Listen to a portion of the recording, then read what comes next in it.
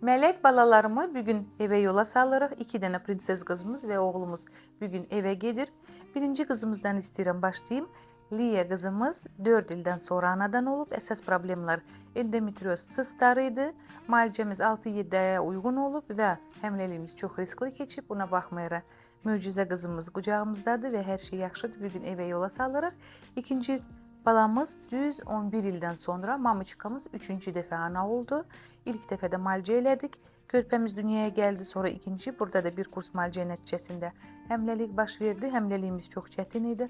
Hal-hazırda da problemlidir. Ayaqlarında mamiçkasının trombları var, laxtalama problemi, zob problemi. Ona baxmayaraq balamız, Ayxan balamız yaxşıdır və evə gedir.